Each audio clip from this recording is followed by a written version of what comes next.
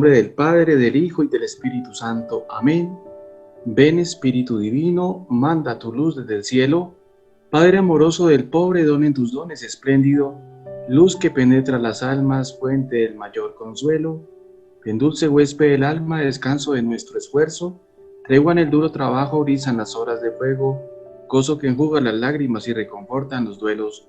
Entra hasta el fondo del alma, divina luz y enriquécenos.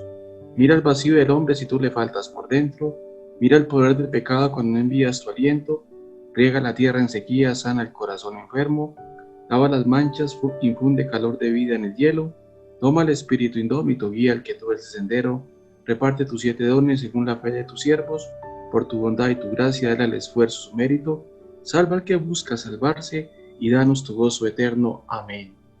María, primera discípula del Señor, síntesis e ideal de la vida espiritual. El punto de partida de la espiritualidad mariana es la contemplación de la figura evangélica de María, con el fin de comprender su vida espiritual o espiritualidad mariana. Es decir, hay que ir al Evangelio, y sobre todo a los pasajes que son pocos, pero esos pasajes, aunque son pocos, son muy importantes para comprender la figura de la Santísima Virgen María. Qué bueno que ustedes leyeran y releyeran los pasajes de Lucas, que es el Evangelio donde se nos habla mejor de la Santísima Virgen María. Por ejemplo, en Lucas, capítulo 1, 26-38, el Magnífica, que es el himno donde María le canta a Dios, proclama, que es la proclamación que María hace al Padre. Es un texto fascinante donde podemos sacar muchas riquezas para nuestra vida espiritual. Entonces hay que ver esos textos porque esos textos iluminan mucho nuestra vida espiritual y sobre todo la devoción a la Santísima Virgen María. María es una mujer judía que pertenece al pueblo de Israel, es anahuí, es pequeña, se abandona en las manos de Dios, es pobre de espíritu, en la idea que maneja Mateo capítulo 5, cuando dice, bienaventurados los pobres de espíritu, porque de ellos es el reino de los cielos. Esa bienaventuranza se aplica a la figura de María, porque María se abandona en las manos de Yahvé. María es la mujer de la fe, es la mujer de la esperanza, es la mujer de la caridad. Entonces, qué bueno que se lea esos textos y se medite y se rumie esas frases que nos hablan de María. Me encanta cuando el ángel le dice a María, llena de gracia, el Señor está contigo. Es un texto maravilloso, ese texto que voy a volverlo a leer acá para que ustedes vayan mirando el calibre de ese texto que nos ayuda a profundizar en la espiritualidad mariana. Me permito leerlo para que vayamos viendo ese texto tan magnífico. Para mí es una de las joyas de los evangelios que nos hablan de la relación de María con el Padre, con el Hijo y con el Espíritu Santo. Entonces, vamos a leerlo para irlo comentando un poquitico, porque es muy importante. Al 6º mes envió Dios al ángel Gabriel a una ciudad de Galilea llamada Nazaret. Es decir, cuando se dice al 6º mes, significa Dios entra en la historia. El espacio entra en la historia por medio del ángel. Y ese ángel es conducido a Nazaret, a una joven desposada con un hombre llamado José, de la descendencia de David. El nombre de la joven era María. Recordemos que cuando se dan nombres en la escritura, los nombres tienen una función. Son importantes porque cumplen una función. El ángel entró donde estaba María y le dijo, Dios te salve, llena de gracia, el Señor está contigo. 3 palabras, Dios te salve. Dios te salve. Llena de gracia, es plena de gracia, pero plena de gracia por la obra de Dios en ella. Porque Dios quiere que ella sea llena de gracia. Dios quiso que ella tuviera la gracia en plenitud. Por eso, donde está María, está el Espíritu Santo. Y donde está el Espíritu Santo, está María. Por eso, cada vez que oramos el Santo Rosario, estamos recibiendo una efusión del Espíritu Santo que brota de María. Es decir, María nos ayuda a profundizar en la acción de Dios, que primero esa acción estuvo en ella, pero así como esa acción estuvo en ella, también esa acción puede estar en nosotros por la fe. Llena de gracia, el Señor está contigo. Es decir, María es la llena de gracia y Dios está con ella. Al oír estas palabras, ella quedó desconcertada y se preguntaba qué significaba tal saludo. Es decir, María nos enseña a meditar, porque María se interpela interiormente a partir de la palabra de Dios. Y recordemos que cuando hacemos la lección divina, la función de la lección divina es dejarnos interpelar por la palabra de Dios. Y María nos enseña a interpelarnos, a dejarnos tocar por la palabra del Señor. María en el corazón medita la palabra del Señor, rumia la palabra del Señor. Y ya el Salmo número 1 lo dice claramente: dichoso aquel que medita la palabra día y noche. No temas, María, pues Dios te ha concedido su favor. No temas, María. Concebirás y darás a luz un hijo, al que pondrás por nombre Jesús. Es decir, María nos trae al Hijo, nos trae a Jesús. Es madre de Jesucristo, porque recordemos que Jesús tiene dos naturalezas, la humana y la divina. Jesús aporta la humana. Entonces, María aporta la humana. Entonces, fijémonos la importancia de María en este texto. Él será grande, será llamado Hijo del Altísimo. El Señor Dios le dará el trono de David su padre. Reinará sobre la descendencia de Jacob por siempre, y su reino no tendrá fin. María dijo al ángel: ¿cómo será esto? Pues no tengo relaciones con ningún hombre. El ángel le contestó: el Espíritu Santo vendrá sobre ti, y el poder del Altísimo te cubrirá con su sombra. Por eso el que va a nacer será santo y se llamará Hijo de Dios. Mira, tu pariente Isabel también ha concebido un hijo en su vejez, y ya está de 6 meses la que todos tenían por estéril, porque para Dios nada hay imposible. Y viene la parte, para mi concepto, la más importante. María dijo: aquí está la esclava del Señor, que me suceda como tú dices. En otras palabras, he aquí la esclava del Señor, hágase en mí según tu palabra. Eso es lo importante de María. Hace y ejecuta el plan de Dios en su vida. Y la respuesta de María es una respuesta de fe. Y como lo decía el Papa Juan Pablo, San Juan Pablo, María nos enseña a vivir la dimensión de la fe. Por eso entonces hay que pedirle a María que nos ayude a vivir la dimensión de la fe para profundizar en el misterio de Cristo. Esta contemplación nos hará ver, por un lado, que en ella se cumple la síntesis perfecta de toda vida espiritual como don recibido, y por otro, que ella es el modelo de correspondencia a la gracia con su ejemplar respuesta a la vocación recibida, la santidad ética o moral. María, síntesis perfecta de la vida espiritual. En la Virgen María se realiza plenamente la doble realidad que constituye la vida espiritual en su dimensión ontológica, es decir, que es la vida en Cristo y vida según el Espíritu. María tiene la vida del Espíritu. Y recuerden lo que dice la palabra, por los frutos lo conoceréis.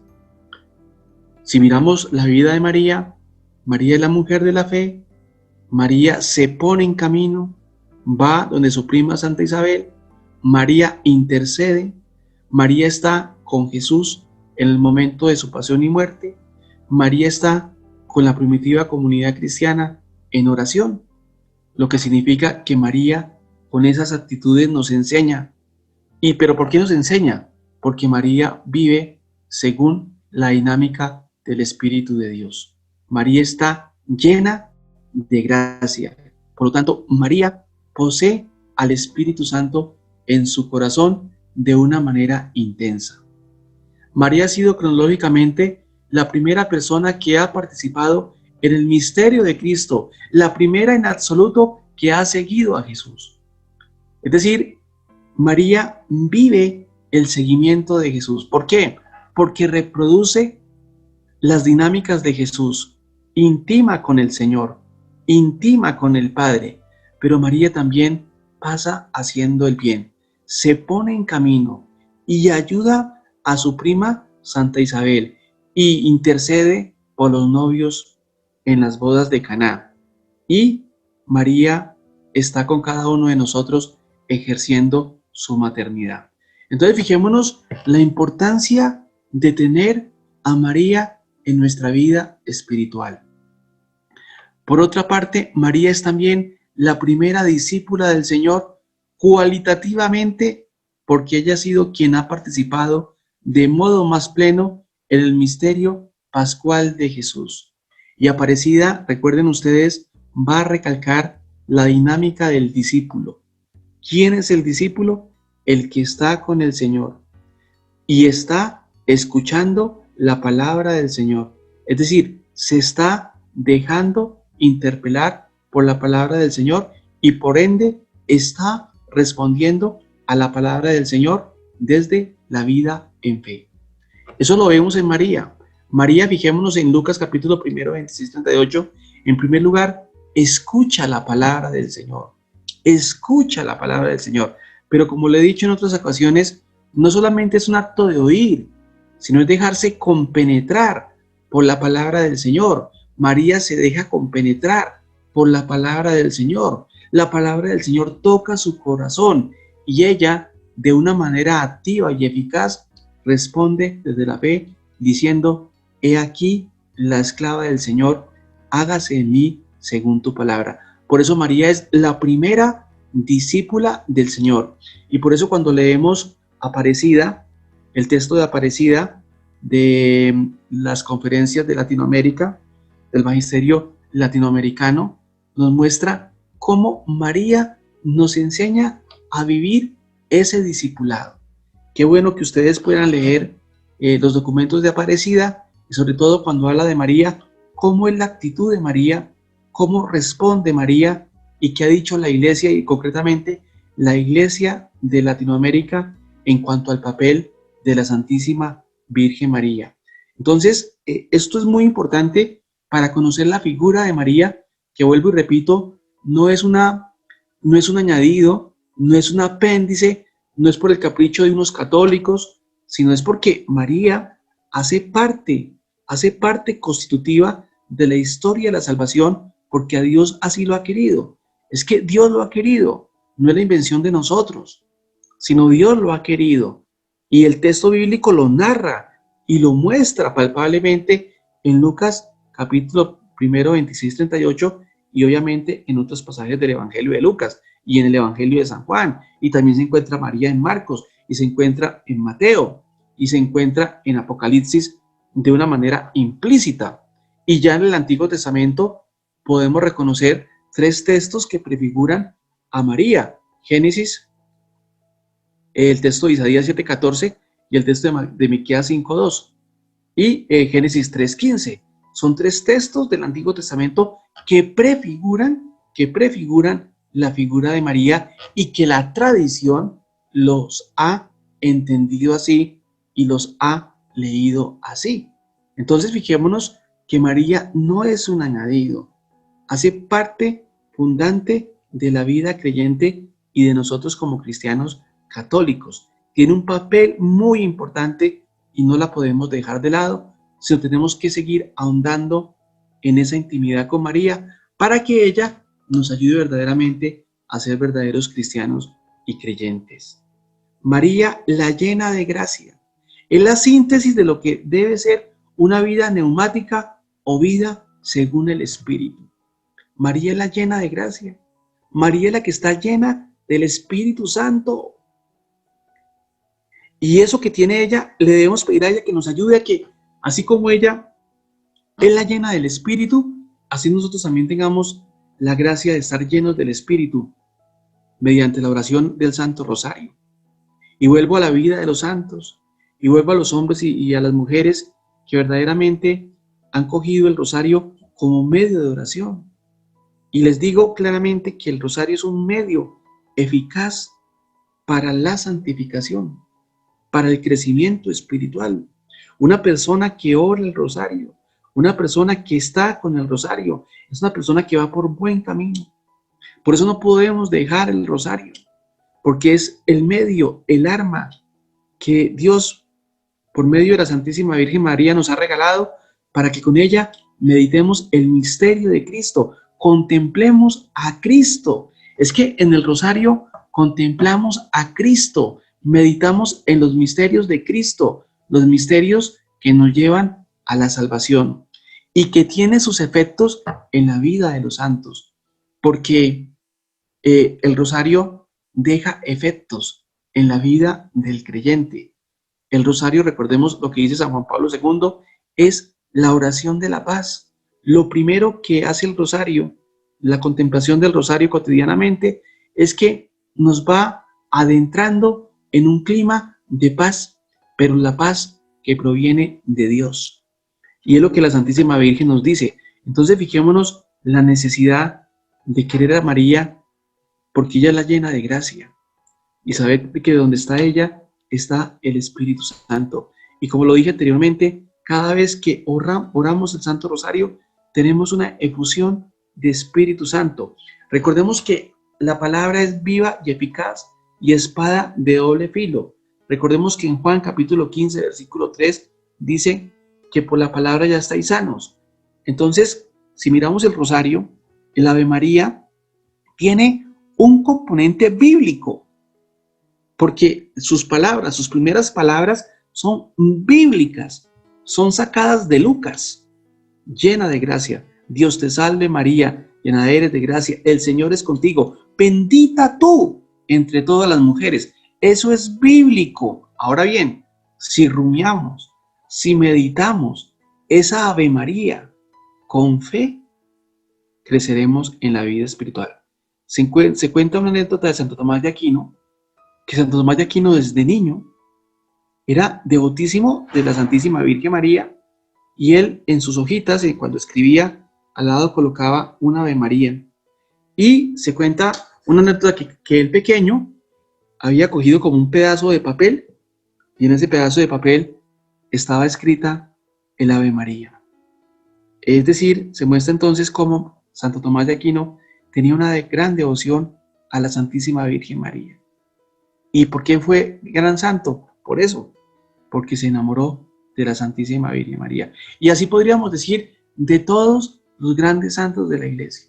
Entonces hay que volver a María, hay que volver al rezo del rosario, porque ella nos lleva a Cristo y Cristo nos lleva al Padre.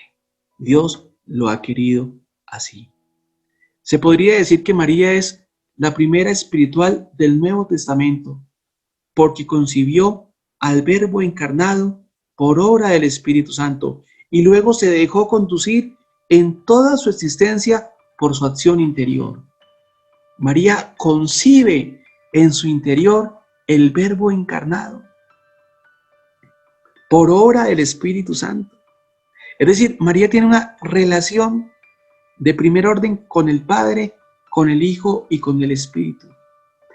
Con el Padre porque escucha, con el Hijo porque lo lleva en su interior y con el Espíritu Santo porque deja que la acción del Espíritu Santo toque su interior, toque su corazón. Entonces es maravilloso conocer esto de María para defender a la Santísima Virgen María del ataque de mucha gente pues que no conoce el papel tan grande que ha tenido María en nuestra vida cristiana. Por eso la necesidad, hermanos y hermanas, de memorizar los pasajes donde se habla de María. Porque recordemos que el protestantismo tiene un principio: sola Escritura, sola fe, solo Cristo. Ahora, si son consecuentes, si ellos dicen sola Escritura, pues deben saber que en la Escritura se menciona a María de una manera explícita, no está velada, está de una manera explícita y se menciona en los momentos fundamentales del misterio de Cristo. Luego María no puede ser un apéndice más, no puede ser un añadido. Ahora, si ellos son coherentes, ellos tienen que mirar que los primeros padres tuvieron a María muy en su interior, muy en su corazón. Claro, hay que decir que el protestantismo a partir de Lutero desconoce el papel de la tradición, pero si ellos son consecuentes que sola Escritura, sola fe, solo Cristo, pues deben saber que en esa Escritura que ellos dicen defender se encuentra la figura de María, pero se encuentra la figura de María no como un añadido, no como un apéndice, sino en relación al misterio de Cristo en los momentos fundantes de la vida de Cristo. Es decir, en la Anunciación, en las bodas de Caná, que es el primer signo, en el momento de la cruz y nada menos y nada más en Pentecostés. Entonces, es claro saber eso para defender la figura de María. Y por otro lado, mirar a María en la tradición de la Iglesia, en los padres, mirar a María en la vida de los santos, que es muy interesante ver cómo María está en relación con los santos y con las santas. Todos los santos, todos, tienen una gran devoción a la Santísima Virgen María. El Espíritu Santo está presente a lo largo de toda la vida de María. Es interesantísimo eso. El Espíritu Santo está presente a lo largo de toda la vida de María. Es decir, está allí donde está María, está el Espíritu Santo. Donde está el Espíritu Santo, está María. Cuando oramos el rosario, hay una efusión permanente de la fuerza del Espíritu. Por el hecho de orar el Ave María, de repetirla con fe. Entonces fijémonos la necesidad de orar el rosario con María, porque es un momento grande para crecer en la vida de la gracia. Claro, los sacramentos nos dan la gracia directamente, pero la oración también nos dispone a la gracia y nos ayuda a recibir la gracia y nos capacita para recibir la gracia. Qué bueno entonces que el rosario nos ayude y nos capacite para recibir la gracia. El día de Pentecostés la vemos implorando con sus ruegos el don del Espíritu Santo, quien ya la había cubierto con su sombra en la Anunciación. Hechos 1:14.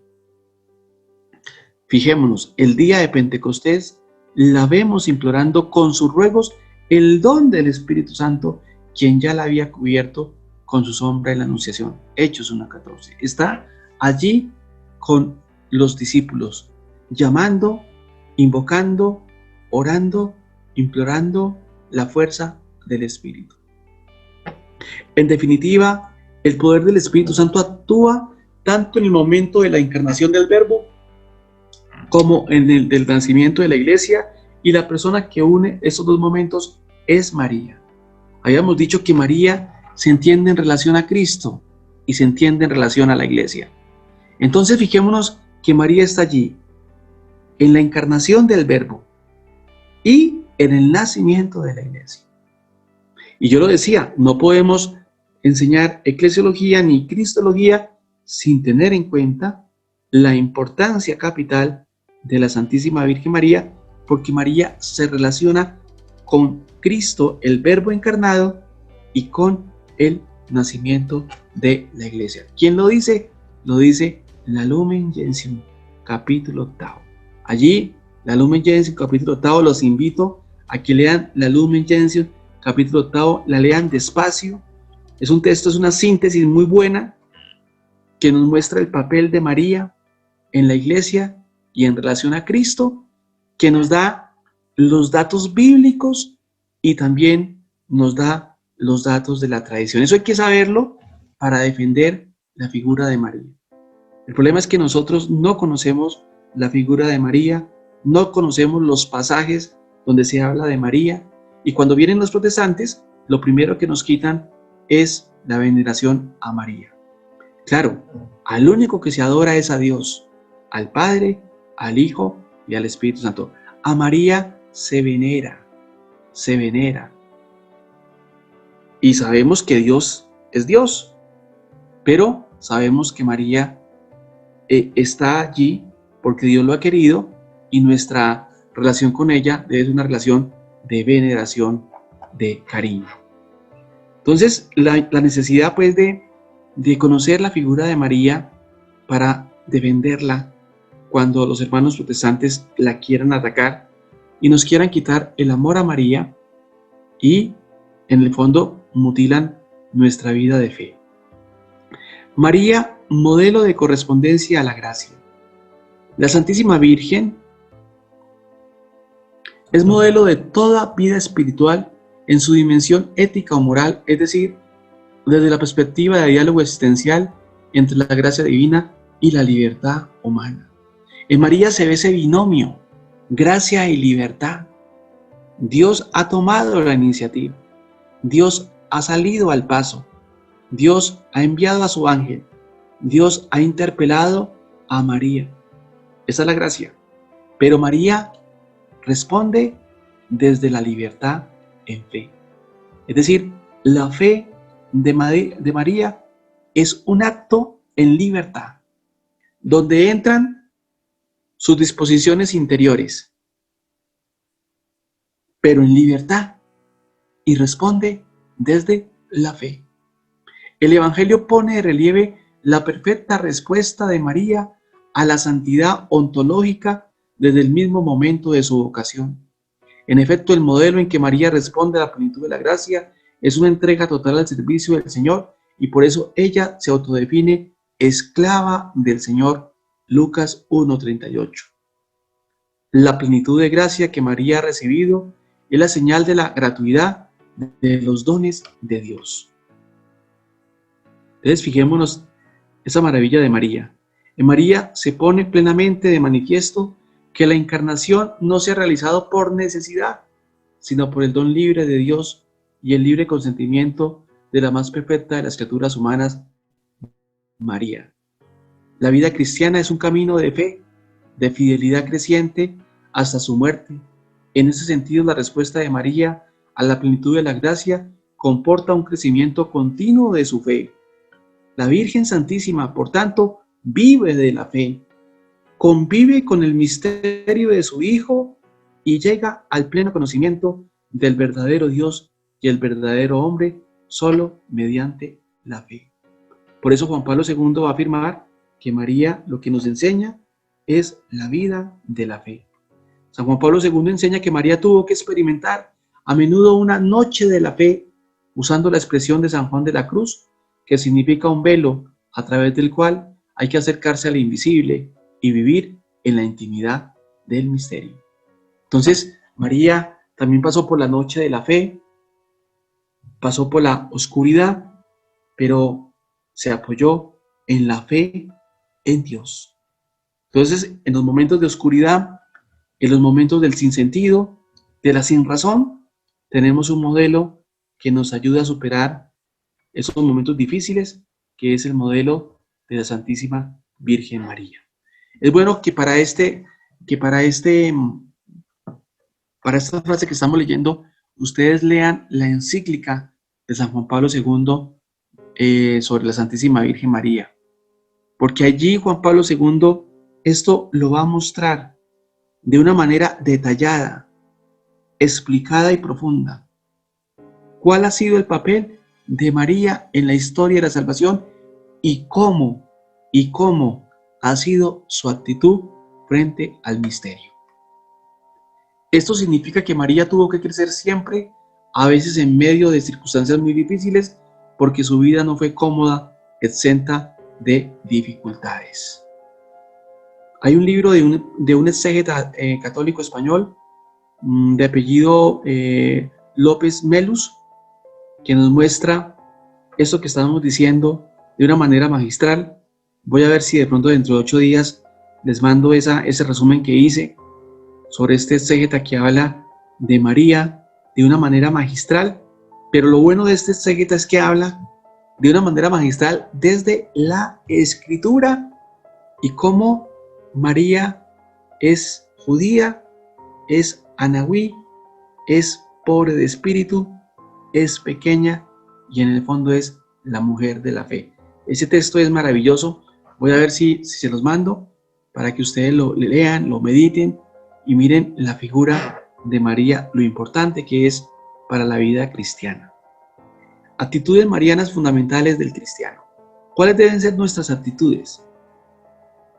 Precisamente porque la vida espiritual de la Virgen es la síntesis y el ideal de la vida espiritual, todo cristiano debe esforzarse para vivir la actitud espiritual de María, es decir, debe realizar existencialmente la colaboración de María al designio divino con la docilidad con que ella lo hizo. El cristiano debe contemplar el misterio de María a partir de la Sagrada Escritura, de los padres y del magisterio de la Iglesia. Es decir, ¿cuáles son los referentes serios que nos muestran el papel y la figura de María en la historia de la salvación? En primer lugar, la Escritura. Sobre todo en el Nuevo Testamento podemos ver esos textos que son pocos, pero que son muy dicientes, que usted se los sepa, que usted los comprenda, que usted los entienda. En segundo momento, los padres. Los padres hablaron de María. Lo podemos ver en San Irineo, en San Ignacio de Antioquía, en muchos otros santos que han hablado de la figura de María. El magisterio que es riquísimo cuando habla de la Santísima Virgen María, y podríamos decir que todos los papas del siglo XX, todos, sin excepción, han hablado de la importancia de María. Ustedes pueden entrar por internet a las páginas del Vaticano y buscar todos los documentos de María que el magisterio de la Iglesia ha sacado y ha profundizado. El Papa Francisco, Benedicto, San Juan Pablo II, Pablo VI, San Juan XXIII, Pío XII, Pío XI, Pío X. Entonces fijémonos la importancia de María para el magisterio. Y lo mismo también María en la experiencia de los santos. Es bueno ver cómo María está en la experiencia de los santos y de las santas. También hay allí en YouTube, para que ustedes miren, hay un padre que se llama apellido Peña, que nos muestra la vida de los santos. Es un canal católico, muestra la vida de los santos, tiene muchas historias de los santos y de las santas, y allí siempre se nos narra cómo María ha estado en la vida de los santos y de las santas. Les voy a mandar el link del padre Peña, es un agustino peruano que se ha tomado la molestia de colocar la vida de los santos en audiolibros, para que la gente conozca. Y en esas historias se ve cómo María está en la vida de estos santos. Si María es la primera discípula de Cristo, todo creyente debe imitarla. Ella es el punto de referencia necesario para seguir plenamente a Jesús. ¿En qué la vamos a imitar? En la fe, en la esperanza y en la caridad. Para imitarla hay que recorrer con ella las etapas de su espiritualidad. El cristiano debe dirigirse a la Virgen no como un personaje del pasado, sino como una persona glorificada y presente junto a Cristo y por ello cercana a cada uno de nosotros para experimentar personalmente su amor maternal. La posibilidad de establecer esta relación con la Virgen se basa en acoger a María como San Juan al pie de la cruz para entrar en el ámbito de su mediación materna. Recordemos que la Lumen Gentium le da unos títulos a María. María es mediadora, auxiliadora, abogada. Entonces fijémonos los títulos que la Iglesia le da a María. María media, sabiendo que la gran mediación se da en Jesucristo. Pero la mediación de María está subordinada a la mediación de Cristo. María siempre está en función del Hijo. Y allí viene el dogma de la comunión de los santos. ¿En qué consiste el dogma de la comunión de los santos? En que los santos interceden y obviamente María media ante el Hijo, ruega al Hijo para que el Hijo medie ante el Padre. Vemos el texto de San Juan, capítulo 2, versículo del 1 al 11, cómo María intercede. Entonces, la necesidad pues de que María esté allí en nuestra vida espiritual. Podemos pues entrar en comunión con María, en primer lugar, por medio de la liturgia de la Iglesia, donde se invoca y se afirma su presencia misteriosa, y luego mediante la oración individual con los diversos devociones marianas, entre las que destaca el Santo Rosario. María está en la liturgia de la Iglesia. La podemos encontrar en las plegarias eucarísticas. Allí encontramos la figura de María. Esta comunión permite a María plasmar cada uno de nosotros los sentimientos de Cristo. Su acción moldea el alma de sus hijos según la imagen de Cristo. Culto a la Santísima Virgen. Al comienzo de la exhortación apostólica Marialis Cultos, ya dijimos que es un documento del año 1974, 2 de febrero, Pablo VI enseña a poner en primer lugar la liturgia en las expresiones del culto mariano. La liturgia, en efecto, es el modelo ordinario por medio del cual la Iglesia perpetúa a favor de los fieles la obra redentora de Jesús, ya que celebrándola actualiza los acontecimientos pascuales y en el hoy del culto lleva a cabo la salvación de los fieles que siendo peregrinos en la tierra se dirigen hacia la patria futura. La Santísima Virgen María, según el plan de Dios y con motivo del misterio de Cristo, ha participado íntimamente en la historia de la salvación y ha estado presente de modo activo en los misterios de la vida de Cristo. Es decir, María está insertada en la historia de la salvación. Está allí. Como lo hemos dicho, no está de una manera accidental. No, está de una manera fundamental. María está allí porque Dios lo ha querido así. Por lo tanto, no podemos desconocer el papel de María en la historia de la salvación. La Iglesia, por tanto, que quiere vivir el misterio de Cristo con la Virgen y con la Virgen experimenta continuamente que ella le está siempre cercana, pero sobre todo en la Sagrada Liturgia. La liturgia de la Iglesia expresa con riqueza la presencia de María en el misterio de Cristo a lo largo del año litúrgico. Por eso, en la liturgia de la Iglesia, a lo largo del año litúrgico, encontramos las solemnidades, encontramos las fiestas, encontramos la memoria. Y todas ellas tienen una función dinámica en la vida de la liturgia. Las solemnidades son las fiestas de primer rango, las fiestas de segundo, las memorias, pues un fundamento menor. Pero todas estas, tanto las solemnidades como las fiestas, como las memorias, tienen una finalidad de profundizar el misterio de Cristo con la Santísima Virgen María.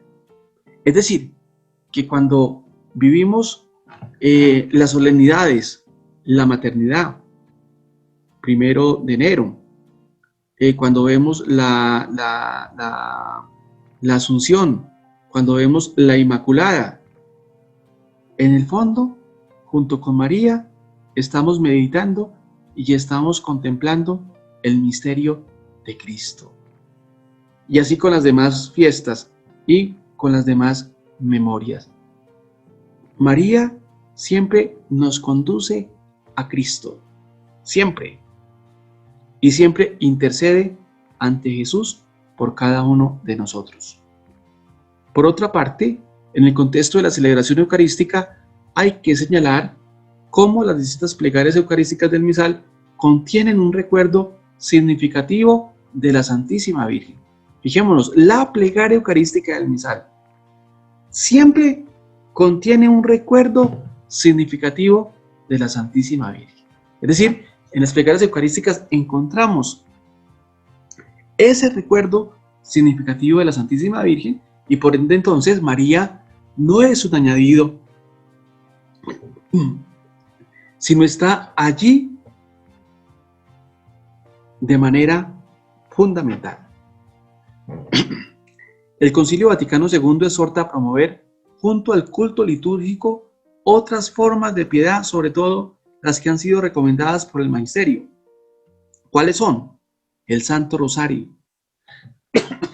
Conviene recordar que desde la Edad Media en adelante ha sido la práctica de piedad mariana más difundida entre el pueblo cristiano, de tal forma que ha sido denominada compendio de todo el Evangelio, así como la oración excelente.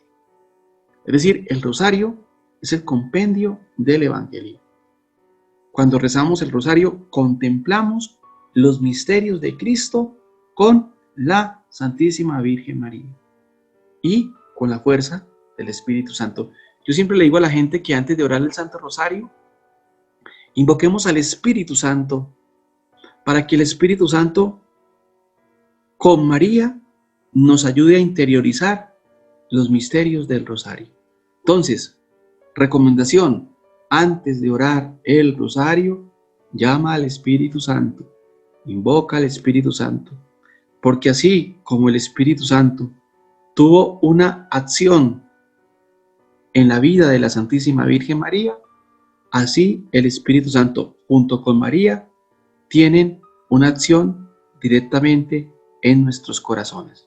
Entonces, antes de orar el rosario, llama al Espíritu para que ese rosario sea orado con mucha devoción, con mucha fe, y que verdaderamente nos alimentemos en esa meditación de los misterios de Cristo, que son frutos para la salvación. Y ello es debido a que se trata de una oración evangélica, porque saca del Evangelio el anuncio de los misterios y las fórmulas principales. ¿Por qué es importante el rosario? Porque es una oración evangélica. Porque sus partes están fundamentadas en la Escritura. El Dios te salve, las Ave Marías, la primera parte están en la Escritura. Concretamente, están en el Evangelio de Lucas. Dios te salve María, llena eres de gracia, el Señor es contigo, bendita tú entre todas las mujeres, bendito el fruto de tu vientre, Jesús. Son las palabras de Santa Isabel. Y después, Santa María, ahí viene la confesión de la Iglesia del Concilio de Éfeso del 431.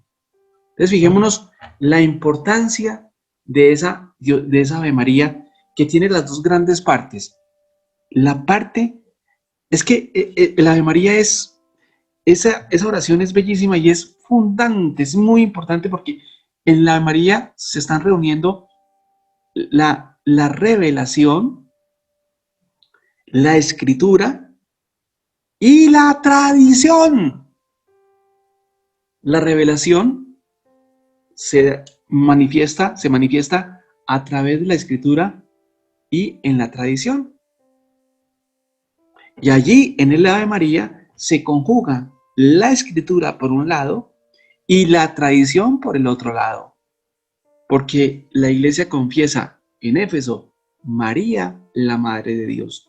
Y la primera parte es bíblica, tomada del Evangelio de Lucas. Entonces esa oración es inspirada.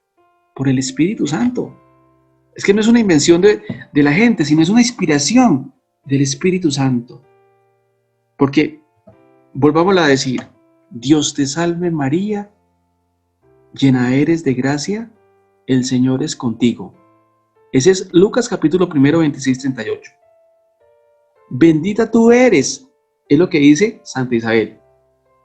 Y después cuando dice, Santa María, Madre de Dios, ruega por nosotros pecadores, ese Santa María, Madre de Dios, es Éfeso. Es el reconocimiento de María como la Madre del Señor. Éfeso 431. Concilio muy importante para la cristología y para la mariología.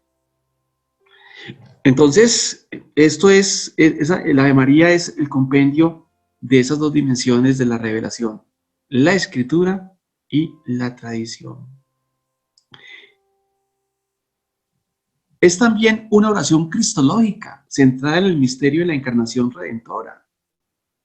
Es una oración cristológica. El rosario es una oración cristológica, porque el centro, ¿quién es? Cristo. Pero Cristo visto desde los ojos de María. Cada vez que oras el Santo Rosario, desde María y con María, contemplas el rostro de Jesús. En efecto, esta oración considera en sucesión ordenada los principales acontecimientos salvíficos que se han cumplido en Cristo. También conviene subrayar la importancia de otro elemento esencial del Santo Rosario, la contemplación. Estamos llamados a la contemplación todos, pues el rosario es un medio, es un método para contemplar la vida de Cristo. Eso lo dice el Papa Juan Pablo II. La contemplación. El rosario es una práctica de piedad que se compagina fácilmente con la liturgia, pues como ésta tiene una índole comunitaria, se nutre de la Sagrada Escritura y gira alrededor del misterio de Cristo. Entonces la gente que critica que oramos el Santo Rosario, los protestantes, pues decirles, no, es que con el Santo Rosario estamos meditando el misterio de Cristo con María. Es decir, estamos contemplando los misterios que brotan del Evangelio. Y por eso, por la tarde, el programa de la tarde que estamos haciendo el rosario bíblico, para que la gente se dé cuenta que todos los misterios tienen un fundamento bíblico y no meditamos algo que no venga de la Escritura, sino meditamos todo lo que está contenida en la Escritura, pero lo meditamos con María, porque María es la primer creyente, la primera discípula. Aunque sea en planos esencialmente diversos, el memorial de la liturgia y la memoria contemplativa del rosario tiene como objeto los mismos eventos salvíficos realizados en Cristo. La primera hace presente bajo el velo de los signos los misterios más grandes de nuestra redención, mientras que la segunda, con el afecto de la contemplación, los evoca de nuevo en la mente del orante y estimula su voluntad para que de ellos haga una pauta de su vida. Por eso, la contemplación de los misterios del rosario, haciendo familiares a la mente y al corazón de los fieles los misterios de Cristo, puede constituir una preparación inmejorable para la celebración de los mismos actos en la acción litúrgica, así como después puede convertirse en su eco prolongado. Entonces fijémonos que la dimensión mariana en la vida espiritual es fundamental, no es un apéndice, no es un añadido, no es porque si quiero o no quiero, sino que hace parte fundante de la vida espiritual. Entonces, si queremos llegar a la santidad, si queremos ser santos, tenemos que dejarnos arropar por el manto de María. Tenemos que vivir con María y en María, porque ella nos enseña a vivir la vida de Cristo. Y yo sé que en este programa hay muchas personas que pertenecen a la familia dominicana. Pues la familia dominicana en su espiritualidad tiene como elemento espiritual, como uno de sus elementos espiritual, el Santo Rosario. Eso hace parte de la espiritualidad dominicana y también obviamente de la espiritualidad de la iglesia, pero nosotros como familia dominicana, que pertenecemos a la familia dominicana, tenemos como elemento espiritual el Santo Rosario, que ha sido recomendado por nuestra tradición dominicana. Entonces, qué bueno que de ahora en adelante todos al unísono oremos el Santo Rosario. Oremos el Santo Rosario. Tenemos que predicar el Santo Rosario. Tenemos que dar a conocer el Santo Rosario. Tenemos que mostrar la imagen y la figura de María que nos lleva a contemplar el rostro de Cristo. Tenemos que hacer cofradías del Santo Rosario. Tenemos que hacer cenáculos del Santo Rosario. Tenemos que orar el Santo Rosario en la familia.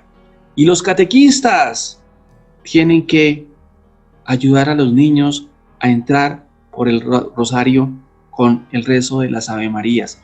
Y empiecen por poquito, las 3 Ave Marías, que para los místicos medievales fueron muy importantes, especialmente para las místicas alemanas de Herta, Santa Gertrudis y compañía.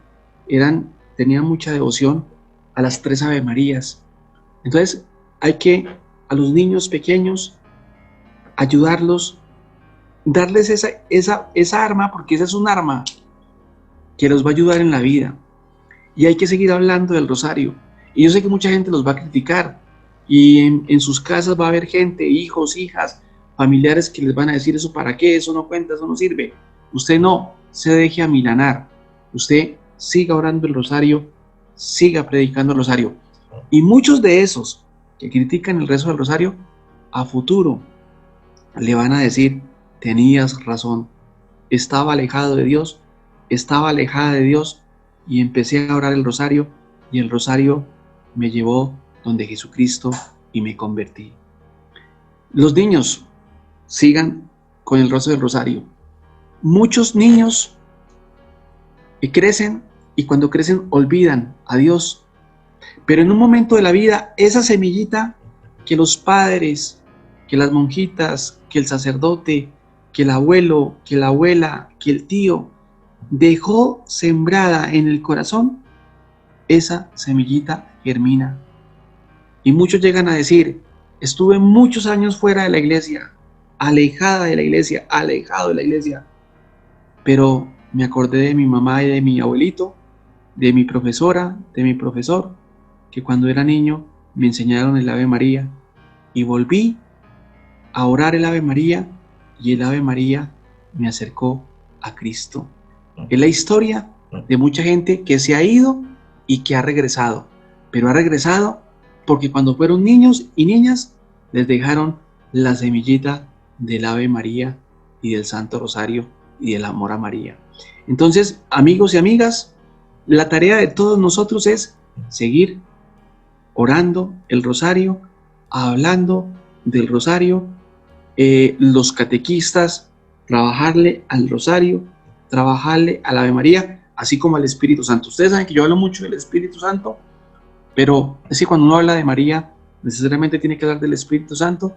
Entonces, no, hay que seguir hablando del Espíritu Santo, hay que seguir hablando del Santo Rosario. Las hermanas que tienen colegios, no desmayen. No, que es que la juventud está perdida, que la juventud no hace caso. Hágale, que eso va quedando, eso va calando. Uno puede que no vea los frutos, pero a futuro, otras generaciones, y hasta de pronto uno va a ver ese fruto que sembró con esfuerzo, porque eso tiene esfuerzo, tiene persecución, tiene crítica, hay desánimos, la gente se desanima, la gente dice: ya la juventud ya no. No, hay que seguir trabajando, hay que seguir tirando la semilla del Santo Rosario a los niños, a las niñas, a los jóvenes de nuestros colegios, porque eso va quedando, eso queda, y el Señor no se deja ganar en generosidad, y el Señor va tocando esos corazones tarde que temprano. Muchos de esos corazones vuelven a Dios, porque la Santísima Virgen María no deja que uno perezca. Entonces la tarea de nosotros, catequistas, sacerdotes, religiosos, religiosas, amigos de la vida cristiana, compañeros laicos, es hablar de María y llevar el rosario a todas las partes. Recordemos que el rosario fue para los misioneros dominicos instrumento de evangelización, medio de evangelización. El padre Telles, de feliz memoria, dominico, del cual el año pasado tuvimos la oportunidad de hacer una grabación de un libro del padre Telles. Él hablaba, nos decía que los misioneros, el medio de misionar, de llevar el evangelio, fue el Santo Rosario a las comarcas. Entonces, tengamos en cuenta eso. Ahora, miremos a nuestros abuelos, a nuestros padres. Muchos son santos. Y usted preguntará por qué fueron santos o por qué son santos. Muchos de ellos y de ellas eran hombres y mujeres que no se acostaban sin orar el rosario. Muchos se levantaban y lo primero que hacían era orar el rosario. Nuestros abuelos, nuestros tatarabuelos, ellos, muchos de ellos, vivían de la mano de María. Y por eso esa gente, mucha gente de esa fue sana, porque estaban con la Santísima Virgen María. Qué bueno que volvamos a eso. Qué bueno que esta pandemia nos reúna para orar el rosario. Y recuerden que donde está el rosario está la protección del Señor y de María.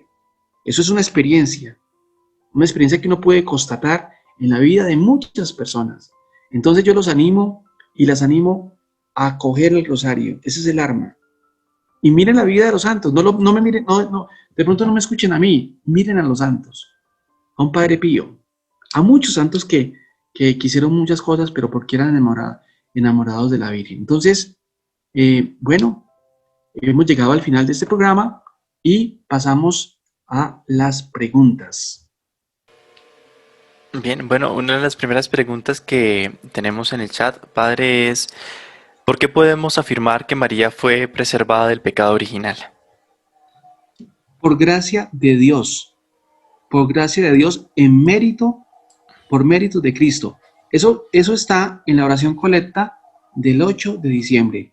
Dios fue preparada, preservada por los méritos de Cristo. Es decir, es un regalo especial que Dios le concede a la Santísima Virgen María por su Hijo, porque ella iba a ser madre de su Hijo, y por eso es preservada de pecado original. Eso lo dice Duns Scoto, pero obviamente ya la tradición lo venía diciendo, especialmente algunos monjes benedictinos lo habían dicho. Duns Scoto lo afirma y el Papa Pío IX en 1854, digámoslo así, lo eleva y lo declara como dogma, pero ya eso, el dogma, está en las raíces de la misma escritura, del mismo Nuevo Testamento y en la tradición de los santos. Esa es un regalo maravilloso que Dios Padre le da a la Santísima Virgen María por los méritos del Hijo. Padre, ¿podríamos pensar que el cristianismo nace al momento de la Anunciación y no con el nacimiento de Jesús? No, la Lumen Gentium lo responde. El cristianismo nace, hay 4 fases. Está preparada en la mente del Padre, está prefigurada en la mente del Padre, es decir, la iglesia ya está en el Padre, la vida cristiana está ya en el Padre, el pueblo de Dios pues, está preparada en el Antiguo Testamento, que es la Cajal Yahvé, está manifestada en Cristo y constituida en Pentecostés, pero se tienen que entender esos 4 momentos. Y esos 4 momentos implican la unidad de la vida cristiana. Es decir, no podemos separar. Hay que distinguir eso, porque hay que ver todo el plano de la historia de la salvación. Desde la iniciativa del Padre, que se manifiesta en el pueblo de Yahvé, de Israel. Por eso el Antiguo Testamento está en una significación de preparación. Se manifiesta plenamente en el Nuevo Testamento con el advenimiento de Cristo y obviamente con Pentecostés. Eso no lo digo yo, eso lo dice la Lumen Gentium en los primeros capítulos numerales 2, 3 y 4. Allí está lo que estoy diciendo.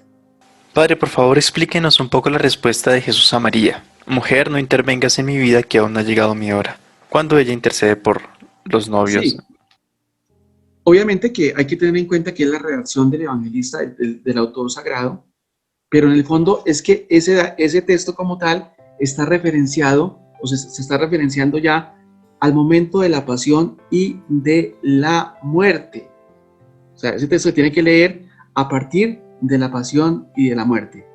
Todavía no había llegado la hora, se estaba preparando para llegar la hora, pero lo que se resalta desde esta perspectiva es, independiente de eso, la intercesión de María frente a Jesús de Nazaret. Recordemos que el Evangelio de Juan y todos los evangelios se escriben a partir del dato de la muerte y de la resurrección. Todo está en función de explicar la muerte y la resurrección. Padre, ¿cuál sería la mejor manera de responder frente a las críticas de los cristianos a las creencias de nosotros hacia la Virgen María? Es decir, ¿cómo explicar la diferencia entre veneración y adoración? En primer lugar, hay que decirle a los mismos protestantes que, como les dije al principio, ellos dicen sola Escritura, sola fe, solo Cristo. Es decir, todo lo que está en la Escritura es palabra de Dios, y así lo es claramente. Pues hay que decirles a ellos que la figura que ellos rechazan de la Santísima Virgen María está en el Evangelio, está en los Evangelios,